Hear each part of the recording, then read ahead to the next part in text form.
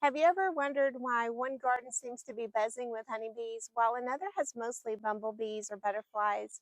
So, not long ago, someone asked me how to attract more honeybees to their garden.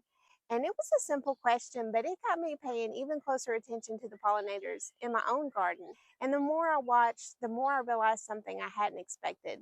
Honeybees weren't the only busy pollinators. And in some cases, they weren't even the most effective ones. And that led me to a much bigger question.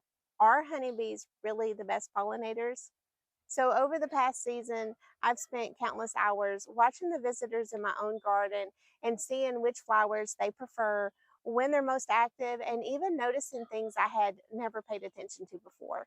So, what I discovered completely changed the way I think about pollinators.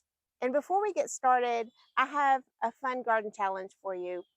One of the most common questions I see in gardening groups is, what bug is this? And is it a friend or is it a foe? So at the end of this video, I'll show you one of my gardening visitors and you can decide if it's a friend, if it's a foe, or somewhere in between. When I first started gardening, attracting pollinators wasn't really something I thought much about. Like many gardeners, I just wanted healthy plants and a good harvest. But after noticing how much pollination affected everything from squash production to tomatoes and cucumbers, I decided I wanted to make my garden more inviting. So the first thing I planted specifically for pollinators was borage. I planted it not in my garden, but along the fence on my property, hoping it would bring in more bees, and it did work. Almost immediately, I started seeing more activity. And the following year, I added marigolds and then came zinnias. And before long, my garden was filled with flowers like cosmos and coxcombs. You can see black eyed Susans and morning glories, herbs like oregano and basil and several others. And, every year I found myself adding just a little bit more. Not because I was trying to build the perfect pollinator garden, but because I genuinely enjoyed watching all the life that those flowers attracted. So, one thing I've learned is that if you want pollinators all season long, you need flowers blooming all season long. As one flower finishes, another should be starting. That steady supply of nectar and pollen, that's what keeps pollinators coming back instead of disappearing once that single plant finishes blooming. And if there's one flower that consistently steals the show in my garden, that's the zinnia. I think it's probably one of the best flowers for your garden. I don't think any flower in my garden attracts a greater variety of pollinators than the zinnias do. That's where I started noticing something interesting. Honeybees probably are the first pollinator that most people think of.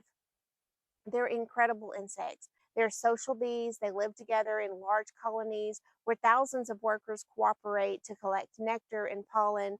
Because there are so many foragers in a single hive, they can pollinate enormous numbers of flowers every day. And in my own garden, I most often see the honeybees working the squash blossoms and the cucumber flowers. Those large open flowers make it easy for them to reach both nectar and pollen. I also see them visiting many of the zinnias, basil flowers, oregano blooms, and borage. As I paid closer attention, I noticed that they seem to prefer certain flowers over others.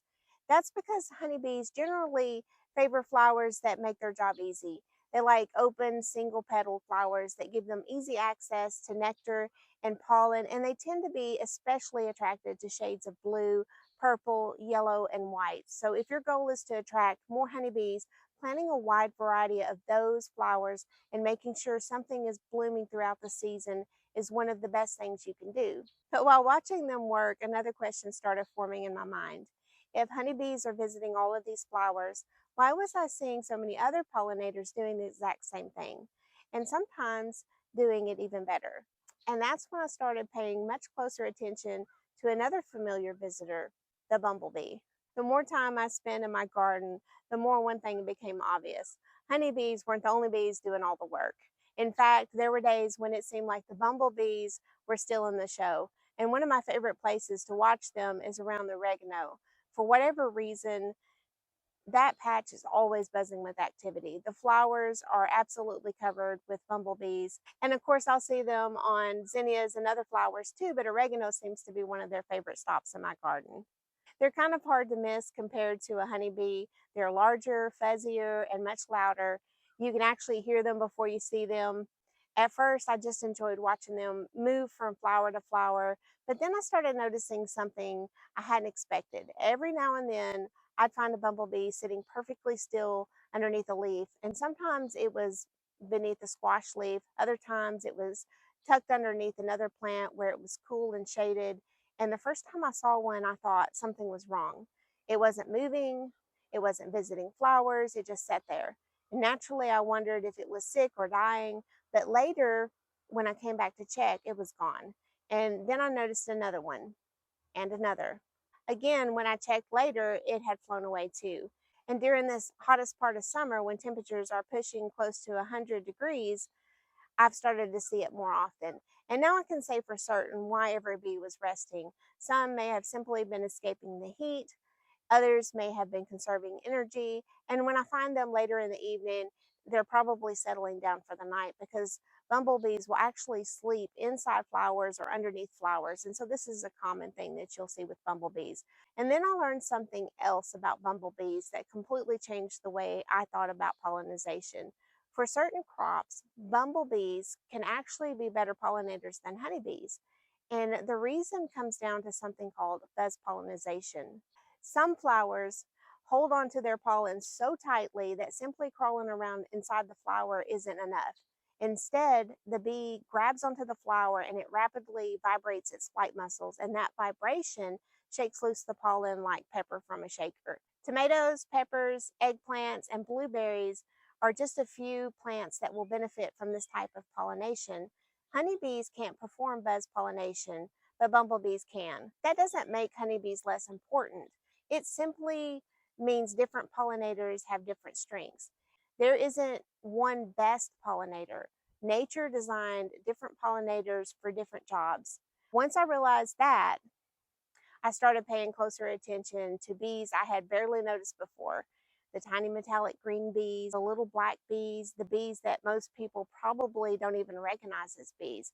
Those are our native bees. And North America is home to around 4,000 species of native bees. 4,000. Yet most of us only recognize one, the honeybee. One of the native bees I see all the time in my garden is the metallic sweat bee. They're absolutely beautiful. They're much smaller than bumblebees and honeybees, so they're easy to overlook. In fact, before I started intentionally watching pollinators, I probably overlooked them too. Now I see them everywhere. Many native bees are excellent pollinators, and some are even more efficient than honeybees for certain plants because they're carrying pollen shorter distances and moving between flowers of the same species. And unlike honeybees, most native bees don't live in large colonies. Many are solitary. So each female builds and provisions her own nest, and some nest inside hollow stems, others use old beetle holes in wood, and many nest right in the ground. The more I paid attention, the more I realized my garden wasn't just full of honeybees and bumblebees, it was supporting an entire community of pollinators. And bees weren't the only visitors putting in the work. Every sunny afternoon, another group of pollinators would drift from flower to flower, adding even more life and color to the garden, the butterflies. As I spent more time watching my flowers, I realized something else. Pollination isn't just about bees. Every afternoon, butterflies would begin drifting through the garden. Unlike bees, they don't seem to be in quite such a hurry. They float from flower to flower, stopping just long enough for a sip of nectar before moving on again. And they're beautiful to watch. And yes, they do help pollinate flowers, but if you really want butterflies in your garden, nectar is only part of the story. Something I didn't fully appreciate when I first started gardening is that butterflies need two different kinds of plants. The adults need nectar flowers to feed on, but they also need host plants where they'll lay their eggs and where their caterpillars can feed. Without those host plants, butterflies may visit your garden, but they probably won't stay. For an example, if you've ever found caterpillars munching on your dill or your parsley or fennel, there's a good chance they're black swallowtail caterpillars. At first, it can be tempting to think they're ruining your herbs, but those caterpillars are simply the next generation of butterflies. So, likewise, monarch butterflies depend on milkweed to lay their eggs, and without milkweed, monarch caterpillars can't survive. Sometimes Helping pollinators means accepting that a few leaves, well, might become somebody else's lunch. And that's all part of creating a healthy garden ecosystem. And honestly, I think that's changed my perspective more than anything else. Years ago, I probably would have looked at every insect as either helpful or harmful, and now I realize many of them are simply filling a role. The goal isn't to have a garden without insects, the goal is to have a balanced garden where the beneficial insects help keep everything in check. Of course, butterflies, aren't the only visitors that made me stop what I was doing. Every now and then, I'd catch a flash of movement out of the corner of my eye, and a hummingbird. They never seem to stay long. That one moment they're hovering perfectly still, the next they're gone. But sometimes they'll rest on a flower looking over their territory, and it's amazing to see. Although most people think of hummingbirds as nectar feeders, they're also important pollinators for certain flowers. And while they're sipping nectar, they're also catching tiny insects. So, once again, it reminded me that every visitor to the garden has its own purpose. Some flowers are better suited for bees, others are shaped perfectly for butterflies, and still others seem to almost designed just for hummingbirds. The more diversity you plant, the more diversity you'll attract.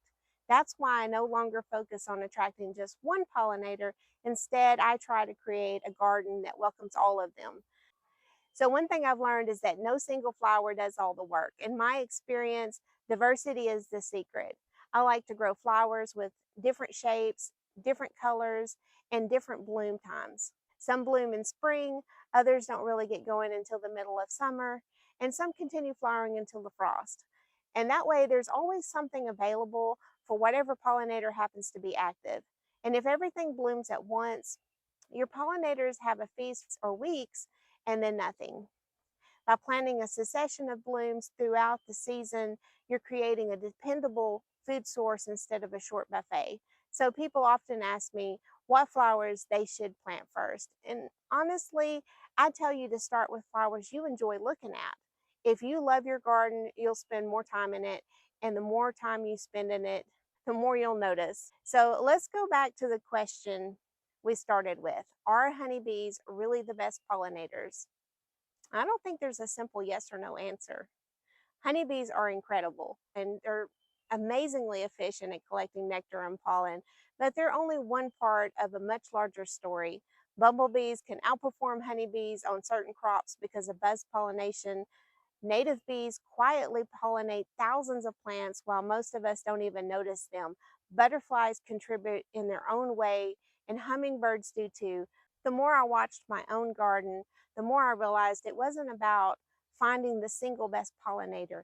It was about appreciating how each one contributes in a different way.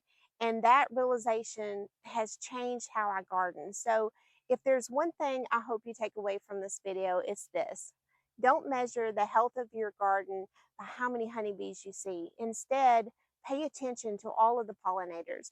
You might be surprised by who's doing the work. If you'd like to attract more pollinators to your own garden, here are a few simple things that have made a difference in mine. First, plant a variety of flowers. Choose different shapes, different colors, and make sure something is blooming from spring until frost. And secondly, don't be afraid to include herbs. When herbs like oregano and basil are allowed to flower, they're absolutely covered with pollinators. Some of the busiest spots in my garden aren't even flower beds at all, they're my herb beds. And finally, during hot, dry weather, don't forget about water. A shallow dish with clean water and a few pebbles or small stones that gives bees and other pollinators a safe place to land while they drink. It's a simple addition, but during the heat of summer, it can make a real difference. None of these things are difficult. You don't need acres of wildflowers. You don't need a perfectly designed pollinator garden. You just need to create a place where different pollinators can find food, shelter, and when they need it, water. Every small change helps. And now it's time for our garden challenge. If you've spent any time in gardening groups, you've probably seen this question: can anyone tell me what this bug is? So here's today's visitor. Take a good look. What do you think? Is it a friend, a foe, or somewhere in between? I'll give you just a few seconds to decide. This is an assassin bug. Specifically, it's a bee assassin bug. So this one falls somewhere in between because it's an opportunistic hunter. It will feed on stink bugs, flies, mosquitoes, beetles, and even large caterpillars. But as the name suggests, it'll wait on flowers and ambush bees. So the trade off is that you'll lose a few pollinators along the way with those pesky garden pests. One of my favorite things about gardening is learning that insects aren't always as simple as good or bad. Sometimes they play several different roles, and the more we understand them, the better gardeners we become. So the next time you're outside, just take a few extra minutes to watch. Listen for the buzz of a bee, notice which flowers are attracting butterflies, see if you can spot one of the tiny native bees you might have overlooked before. You may find that your garden has been telling an incredible story all along. You just needed to stop long enough to notice it. If this video helped you see your garden a little differently, I'd appreciate it if you'd give me a thumbs up. And if you enjoyed learning about gardening by observing what actually happens in a real garden, not just reading about it, consider subscribing. Every week I'm out here growing vegetables, experimenting, making mistakes, solving problems, and sharing what I've learned along the way. I'd love to have you join me. And now I'd like to hear from you. So, what's the most surprising pollinator you've ever found in your garden? Or did anything in this video change the way you think about pollinators? Let me know in the comments. I read every one of them, and many of my future videos begin with questions from gardeners just like you. Maybe your question will inspire the next one.